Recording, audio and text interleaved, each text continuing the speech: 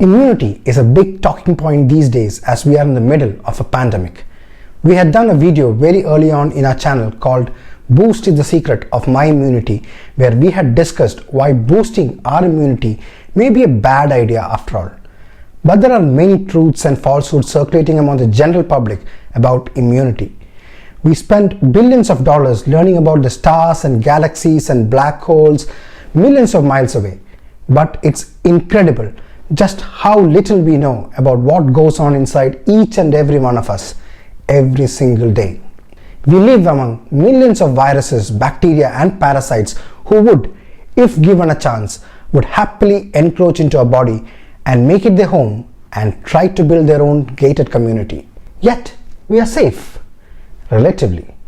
This is because the human body is like a well-protected castle which is surrounded by billions of soldiers. Some live just for a day, some live to ripe old age while remembering all the battles that it fought and helps protect us day in, day out. So today we will learn about the primary defenses that human beings have. We will see how our own skin, tears, bogey or snot or nasal mucus, stomach acid and even earwax help in keeping you safe and alive. Hello and welcome to the 106th video by Pale Blue Thoughts.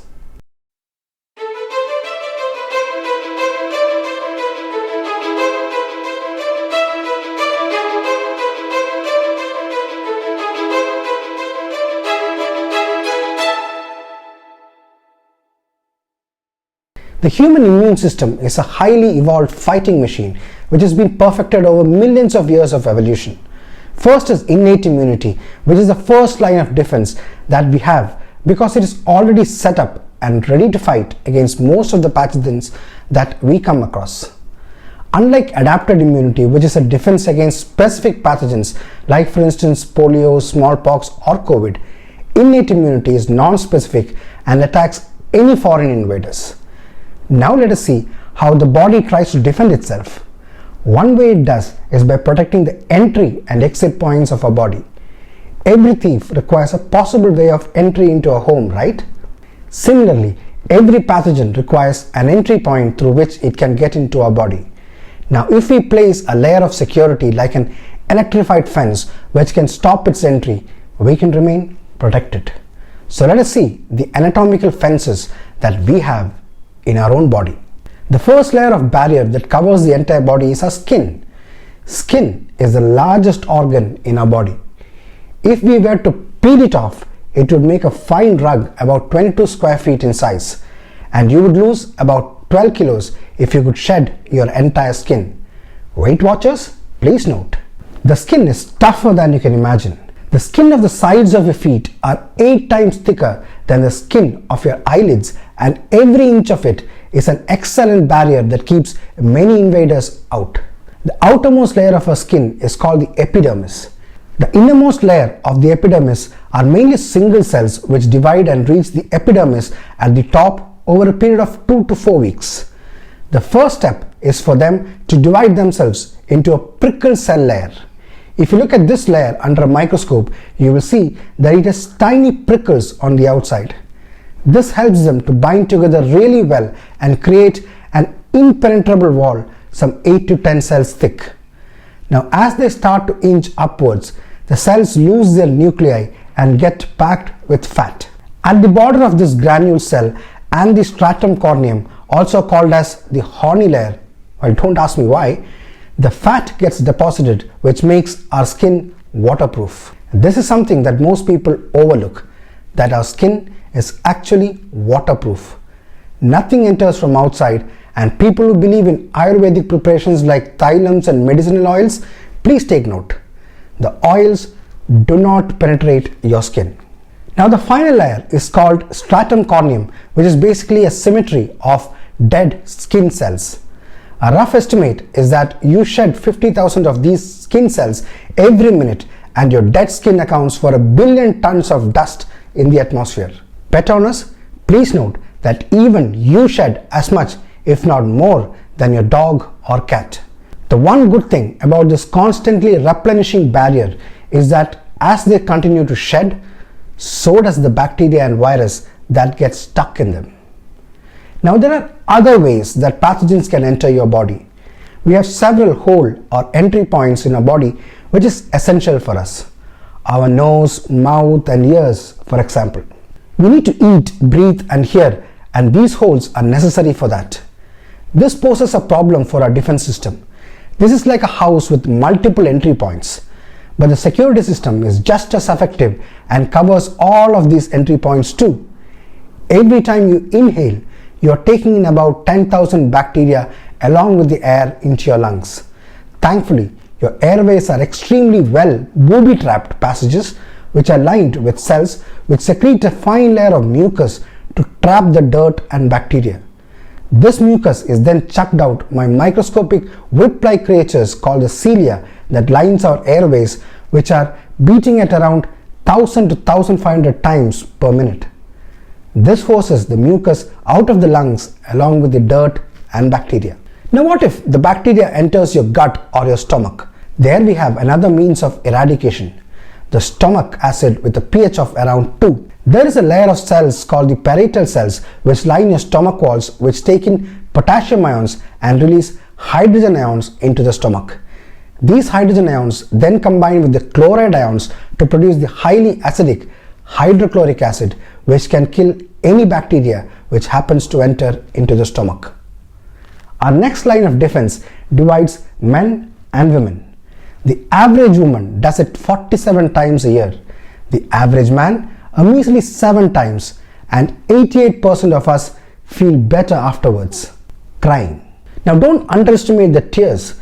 Apart from just washing away dirt and pathogens, tears contain a mix of electrolytes such as sodium, potassium and chloride, as well as around 80 to 100 proteins. Of these, the 3 most important ones are lysozyme, lactoferrin and lipocalin. Lysozyme was an accidental find by none other than Alexander Fleming, the person who discovered penicillin. Fleming, in his quest for finding a medicine to kill off bacteria, had the habit of dropping anything and everything into his bacteria cultured plates in his lab to try and find out what could possibly kill them off. One day he had a cold and he decided to drop some of his mucus on the bacteria.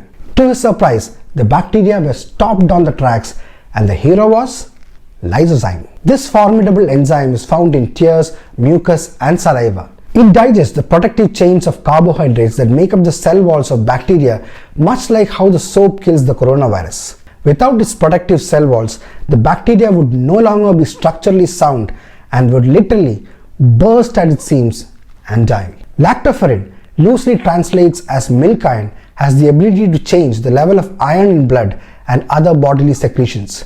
It was first discovered in milk, which is why the name lactoferrin. Like lysozyme, it also exists in tears, mucus and saliva. It has a great affinity towards iron and binds to the iron molecules, thereby reducing the amount of iron available for bacteria. Most bacterium need iron for their growth, and lactoferrin prevents them from getting any. The third protein is lipocalin, which performs a variety of functions from pheromone transport to vitamin A absorption, and one of the important functions of fortifying our tears. About 20% of our tears is lipocalin, which has a great structure that includes a pocket for binding various molecules.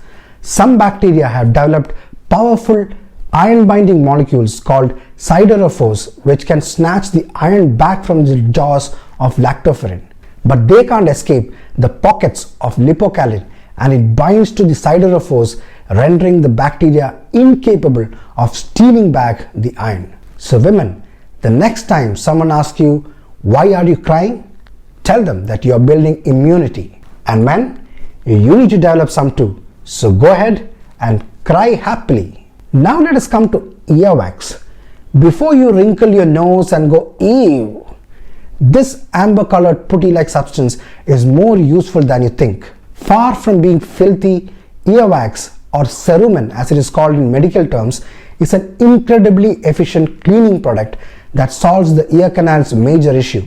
It's a cul-de-sac, or a tube which is open at only one end. This requires the ear to have a system of removing dirt and pathogens that makes its way into the ear canal back out the same way.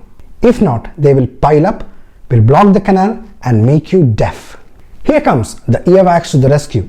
Earwax is secreted by tiny glands in the skin of the ear canal and includes a mixture of triglycerides, cholesterol and a fatty chemical called as squalene. It too contains the earlier mentioned lactoferrin. It traps germs, dirt and dead cells and is transported out of the ear just like a conveyor belt. The movement is created by the migration of cells from the eardrum onwards and aided by movements of the jaw while chewing. Thus, earwax can catch, kill and kick out a lot of microbes that penetrate our ears. Remember this while reaching out for your earbuds the next time. On the topic of earbuds, they can cause a lot of harm than making you feel good.